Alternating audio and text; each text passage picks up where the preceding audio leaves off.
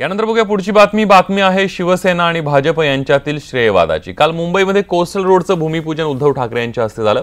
या भूमिपूजनासाठी भाजपला निमंत्रण देण्यात आलं नव्हतं, तर दुसरीकडे उद्या पंतप्रधान नरेंद्र मोदी कल्याण मेट्रोच्या भूमिपूजनासाठी कल्याणमध्ये येणार आहेत। या भूमिपूजनासाठी शिवसेनेला आमंत्रण देण्यात आलेलं नाहीये, त्यामुळे सेना आणि भाजपमध्ये श्रेयवादाची लढाई सुरू झाली आहे।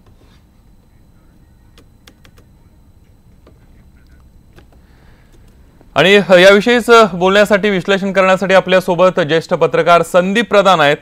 प्रधान सर, या सगळ्यामध्ये आपण बघितलं तर कुठेतरी हे मित्रपक्ष आहेत, सत्तेत एकत्र आहेत आणि यांच्यामध्येच आता श्रेयवादाची लढाई सुरू झाली आहे।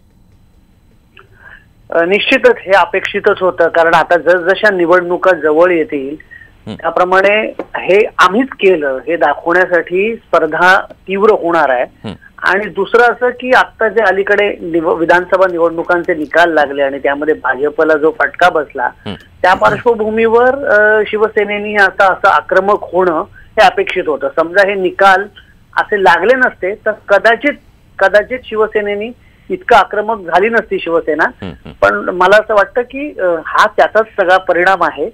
आणि कोस्टल रोडच्या कार्यक्रमाला भाजपला दूर ठेवणं किंवा उद्याच्या कार्यक्रमामध्ये शिवसेनेला बाजूला ठेवण्याची भूमिका भाजपकडून घेतली जाणं आणि असेच आणखीन आपल्याला अध्याय या मित्रपक्षांमधल्या नव्या मैत्रीचे आपल्याला पाहायला मिळतील। अगदी म्हणजे पुढच्या काही दिवसांमध्ये हे सगळं तीव्रतेने आपल्याला दिसून येईल। धन्यवाद संदीप सर, तुम्ही दिलेल्या सगळ्या केलेल्या विश्लेषणाबद्दल।